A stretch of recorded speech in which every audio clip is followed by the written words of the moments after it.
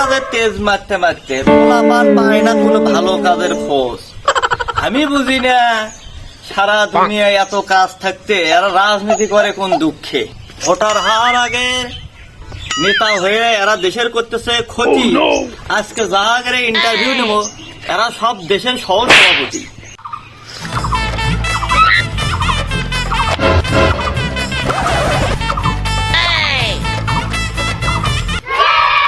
সুপ্রিয় দর্শক মন্ডলী, আমরা ডিজিটাল আলহারা পাবলিকের পক্ষ থেকে প্রতিবেদন নিয়ে আজকে হাজির হলো। বাংলাদেশের একদম প্রত্যন্ত অঞ্চলে চলে এসেছে যারা বিভিন্ন দল সংগঠন বিভিন্ন সংগঠনের সহসভাপতি পদে আছে, তাদেরকে নিয়ে আজকে আমরা প্রতিবেদন করব। আমরা জানি, আমরা গণনা করে দেখেছি বাংলাদেশে প্রায় 80% ছেলে পেলেই হচ্ছে সহসভাপতি। তাদের জীবন কোন কায়দায়, তারা কিভাবে সহসভাপতি হলো, এসব বিষয়ে তাদের কর্মকাণ্ড কি, এসব বিষয়ে আজকের প্রতিবেদন শুরু করব। আসসালামু আলাইকুম ভাই। ওয়ালাইকুম আসসালাম। তো সহসভাপতি ভাইয়েরা, আপনাদেরকে যে এই মনোরম পরিবেশে নিয়ে আনো, তা আপনাদের এখন অবস্থা কি? এটা এমন একটা মনোরম পরিবেশ, ভাবতেছি সামনেবার কুয়াকাটা কক্সবাজার না যায় এখানেই ট্যুর দিব। এই আপনার মনোরম পরিবেশ হলো, এই জায়গায় তো মুখে কুলুপ করতেও পারবে না কেউ। এটাই হলো সবচেয়ে ভালো মনোরম পরিবেশ। নিজের গালে চর মেরে নিজের গালি লাল করতেছি। খুব ভালো, এগিয়ে যাও। ভাইয়েরা আমার, আজকে আমি সাংবাদিক, আপনাদের সবাইকে হাজির হয়েছি, এই প্রত্যন্ত এলাকায় আইছি। আপনারা দেশের বাংলাদেশের বিভিন্ন অঞ্চলে বিভিন্ন সংগঠনে আপনারা সহসভাপতি পদে অবস্থান করতেছেন। তা আপনাদের এই সহসভাপতি হওয়ার যে কাহিনী, যে গল্পটা, কিভাবে এই সহসভাপতিটা আপনারা হলেন, আপনাদের জীবনযাপন কি অবস্থায়, কিভাবে কি চলতেছে, এইসব ব্যাপারে আমি আপনাদের সঙ্গে একটা প্রতিবেদন নেবো। ভাই প্রথমে আমি চলে যাচ্ছি আপনার কাছে। ভাই আমার নামটা কি হলো? আমার নাম মোহাম্মদ মাসুদ রানা, বর্তমানে সহসভাপতি পদে অবস্থান করতেছি। তা তো অবশ্যই সহসভাপতি পদে আপনি অবস্থান করতেছেন, এই জন্যই তো আপনাকে ডাকছি, না স্যার আপনাকে ডাকে সময় নষ্ট করার মতো সময় তো আমার ছিল। এটা তো আমার পরিচয়। এই পরিচয়ে যত লাইন ঘাট আছে সব আমার ক্লিয়ার হয়ে যায়। আচ্ছা ভাই, সেটা তো আমি বুঝলাম, কিন্তু আপনার যে এই সহসভাপতি হওয়া হলেন কিভাবে, সেই গল্পটা আমরা শুনতে চাচ্ছি। আমরা খুব আগ্রহী, আপনি সহসভাপতিটা হলেন কিভাবে, এটা একটু আমাদেরকে জানান। লাইভে আছে সবাই দেখতে, এই দেশের একটাই আগ্রহ যে আপনার এই সহসভাপতি হওয়ার জীবন কাহিনীটা তারা শুনবে, এটা একটু আপনি জানান। আমার তো আবার হাত ভালো, 2-3টে যখন ফাইলে দিলাম, উপর মহল থেকে তখন আমার ফোন করলো। আরে ভাই সেটা তো বুঝলাম, কিন্তু আমাদের যেটা আগ্রহ, দেশবাসীর আগ্রহ, আপনি সহসভাপতিটা হলেন কিভাবে, এইটা আমরা জানতে চাচ্ছি। আপনি এইটা বলেন, আপনি সহসভাপতিটা হলেন কিভাবে? এখন ঘটনা হচ্ছে, আমরা যখন এই রাজনীতিটা আমি যখন 2-3টে ফেলে দিলাম, তখন ওপর মহল থেকে যখন আমাকে ফোন দিল, তারপরে আমাকে ডাকে, আমি তাদের সাথে দেখা করি, মিটিং মিছিল এই সেই এগুলোতে আমি উপস্থিত থাকি। উপস্থিত থাকতে থাকতে তাদের সাথে একটা আন্ডারস্ট্যান্ডিং হয়ে গেল। আমি ভাবলাম যে তারা হয়তো আমাকে একটা চাকরি দেবে, সেই চাকরি পাওয়ার আশায় আমি তাদের পিছনে যাই। তারা যে যা বলে আমি সেটাই করি। আমার হাত ভালো, আমি 2-4টে ফেলে দিই, এই জন্যে আমার তারা বেশি বেশি টানে। তা আমিও চাকরি পাওয়ার আশায় তাদের পেছনে পেছনে থাকি। তো একদিন অবমহল থেকে ফোন আসলো, তা আমি ভাবলাম আমার মনে হয় একটা চাকরি দিবি। তো আমি তো সেই খুশির জন্য আমি তাড়াতাড়ি কেটে চলে গেলাম। যাই বললাম যে খবর কি, তো ওরে কিসের চাকরি দেবে, আমাকে বললো ওকে ফেলে দিতে হবে। তো আমিও আর কি আমার হাত চালু এই করে দিলাম, তা ফেলে দেওয়ার পরে আমি ভাবছি সে চাকরি আমাকে দেবে এবার। তো চাকরি না দিলে আমার সভাপতি বানালো, সেই থেকে আমি সহসভাপতি হয়ে গেছি। তাহলে ভাই, লোক সমাজে শুনি যার নাই গতি তার নাম নাকি সহসভাপতি, এই ঘটনা কি সত্য? হ্যাঁ, এই ঘটনা সত্য। যার নাই গতি তার নাম সহসভাপতি। তাহলে ভাই আপনি রাজনীতিটা করলেন কি হিসেবে? আচ্ছা ভাই, হ্যাঁ, আপনি তো এই রাজনীতির মধ্যে থেকে বের আসতে পারতেন, তাহলে আপনি বের হয়ে না এসে এখন আপনি বলছেন নিজের জীবন নিজে শেষ করলাম, এটা কি? এখন আমি তো আর সভাপতি হতে চাইনি। আচ্ছা, আমি তাদের পিছে গেছিলাম শুধুমাত্র একটা চাকরির জন্য, যে একটা কিছু করে যেন খেতে পারি, এই কারণে তাদের পিছনে গেছিলাম। কিন্তু তারা আমাকে চাকরি না দিয়ে সহ সভাপতি বানালো। কিন্তু এখন তো আমি সেখান থেকে বের হয়ে আসতে পারতেছি না। আচ্ছা, আমার মন চায় যে আমি বের হয়ে আসি, কিন্তু আমি যদি এখন বের হয়ে আসি তারা তো আমাকে বের আসতে দেবে না, কারণ আমি অনেককে ফেলে দিছি। এখন যদি আমি ভালো হয়ে যাই, 2 দিন পর রাস্তাঘাটে আমি পড়ে থাকবো, এই কারণে আমি বাইরে আসতে পারতেছি না।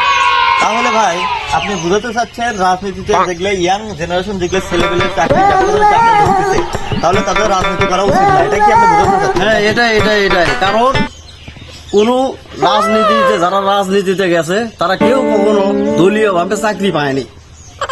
তারা এই সহসভাপতি, এই ক্যাডার মাস্তান এগুলোই হয়ে গেছে। দলীয়ভাবে কেউ কখনো চাকরি পায়নি, এরকম আমরা দেখি না। এই আর কি। তো সুপ্রিয় দর্শক মন্ডলী, এ হলেন বর্তমান সহসভাপতির অবস্থা। যার নাই গতি তার নাম সহসভাপতি। তা তার জীবন কাহিনী আপনারা সবাই তো শুনলেন। এবার আমরা চলে যাব বাংলাদেশের দক্ষিণে প্রত্যন্ত এলাকার সহসভাপতি মোহাম্মদ রাব্বি রানার কাছে। ভাই আসসালামু আলাইকুম, ভালো আছেন আপনি? কিছু বললেন? ভালো আছেন আপনি? হ্যাঁ ভাই, আছি, ভালো আছি। এখন ঘটনা হচ্ছে, আপনি তো দেখলেনই, আপনাদের এই ইন্টারভিউ নিচ্ছি, পুরো বাংলাদেশের সকলের মনের ক্ষোভ, মনের ভাবনা যে আপনারা এই সহসভাপতিটা হলেন কিভাবে, এটা আমাদের সবার জানার আগ্রহ। আপনি একটু আমাকে জানাবেন, আপনি এই সহসভাপতি হয়ে ওঠার গল্পটা কি, আপনি কিভাবে রাজনীতিতে এলেন, কিভাবে এই সহসভাপতি হলেন, আপনার জীবনযাপন কিরকম কি চলতেছে, কেমনে কি, এই সব কিছু একটু গল্প একটু আমাদেরকে বলবেন। আহা ভাই, এগুলো বিষয় তো কারু অজানা না ভাই, যে সহসভাপতি কিভাবে হলাম, কিন্তু কেউ সহজে প্রকাশ করতে চায় না। প্রকাশ করলেই আপনার ঝামেলা আছে। কেমন কেমন ঝামেলা, একটু বাংলাদেশ কিন্তু পুরো বাংলাদেশের মধ্যে আগ্রহ প্রকাশ করেছে যে সহসভাপতি হওয়ার গুণটা কি, কিভাবে আপনারা সহসভাপতি হয়ে উঠলেন, এই গল্পটা আপনি বলতেই হবে। হ্যাঁ ভাই, যেখানেই ঝামেলা হয়, যেখানেই ক্যাসাল গন্ধ হয়, সেখানেই আমাকে কল। এই এখানে ঝামেলা হলো, ছোট ভাইরা আমাকে কল দেয়। এই এখানে মারামারি কাটাকাটি, এই আরেকদিন খাই, এই দিন খাই, এই সম্ভবত 2 দিন হবে, এই ছোট ভাইরা গ্যাঞ্জাম লাগালো। সেখানে গেলাম, যে একটু নিউট্রাল করে দিলাম। তারপরেই আপনার আমি বাসায় আসলাম, একটু ফ্রেশ ট্রেশ হইলাম। তা আমি এই মাত্র আপনার বিছনায় যাব, যে বসেছি, আর যে আমার নেতা ফোন দিয়েছে, বলছে যে তুমি আমার সাথে দেখা করো। তো আমি বললাম হ্যাঁ অবশ্যই আমি দেখা করবো আপনার সাথে, কালকে আমি দেখা করবো নি। তা আমি গেলাম। তো গিয়ে আচ্ছা ভাই, শোনেন, আপনি এত তালবান এত পেঁচাচ্ছেন কেন? আরো এখানে সহসভাপতি আছে, সবার ইন্টারভিউ নিতে হবে। আপনাকে আমি যেটা প্রশ্ন করছি, আপনি সহসভাপতিটা হয়ে উঠলেন কিভাবে, বোঝেন? সহসভাপতিটা হয়ে উঠলেন কিভাবে, এই কাহিনীটা আপনি বলেন। আপনি এগুলো বললাম না, হয়ে উঠলেন কিভাবে এবং আপনার কার্যকরিতা কি এই সমাজে, এইটা আপনি বলেন।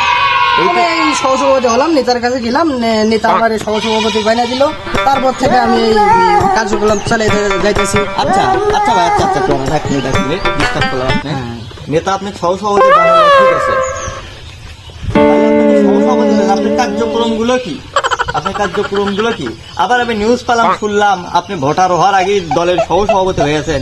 এইরকম হলে তো আপনি তো দেশের ধ্বংসের মূলে তো আপনারাই আছেন। আপনি ভোটারই হননি, আপনি তো সংগঠনের সহসভাপতি হয়ে গেছেন। আপনার কার্যক্রমগুলো কি হচ্ছে? আমাদের কার্যক্রমটা তো সেই রকম কোনো বিষয় না, আপনার যে কোনো একটা গ্যাঞ্জাম লাগলো সেটা মিটমাট করে দেওয়া। এই আপনার ছোট ভাইয়ের ক্যাসাল গন্ডগোল লাগলো, আমার আন্ডারে যা আছে। আপনি কি বলতে চাচ্ছেন বুঝতে পারছি, দেখুন একটা গ্যাস গন্ডগোল লাগলো, ওখানে মিটমাট করে দেয়, এই পক্ষ থেকে খাবেন 10 টাকা, ওই পক্ষ থেকে খাবেন 15 টাকা দিয়ে একটা রায় দেবেন। আপনি সেগুলো আমি বুঝছি ভাই, সেগুলো আমি বুঝছি। আমি সাংবাদিক মানুষ, এই প্রত্যন্ত এলাকা যাচ্ছি, পুরো বাংলাদেশের মানুষ আমাদের টিভির দিকে এভাবে চাইয়া আছে। এখন ঘটনাটা তাদের জানার আগ্রহ, আপনি সহসভাপতিটা হলেন, আপনার কার্যক্রমটা কি, এইটাই জানার আগ্রহ, এইটা আপনি বলেন।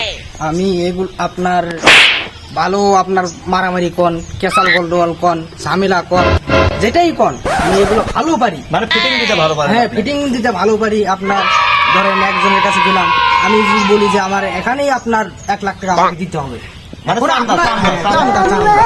এখন আপনারই যদি বলি যে আপনার এখানে টাকা দিয়ে আপনি যতই বড় সাংবাদিক হন ভাই, আপনি কিন্তু কোনো কিছু করতে পারবেন না। আপনি ভিডিও আপলোড করতে পারবেন না, আপনি এখান থেকে হারিয়ে যেতেও পারবেন না। এইভাবে চলতে চলতে চলতে চলতে বড় নেতার কাছে আমি পরিচয় ভালোভাবে হলাম। তারপরে আমি এই যে সহসভাপতি পদে আপাতত বহল আছি। এই হলো বিস্তারিত। আচ্ছা ভাই, তার মানে বোঝা গেল ফিটিং টিটিং দিতে ভালো পারেন, আপনারও পকেট ভরবি, হ্যাঁ আপনার তারও পকেট ভরবি, যার কারণে আমাকে সহসভাপতি বানানো হয়েছে। যার নাই গতি তার নাম সহসভাপতি। হ্যাঁ, এটা ঠিক বলছেন। তাহলে সুপ্রিয় দর্শকবাসী, এ হলো অন্য সহসভাপতির প্রতিবেদন নিলাম।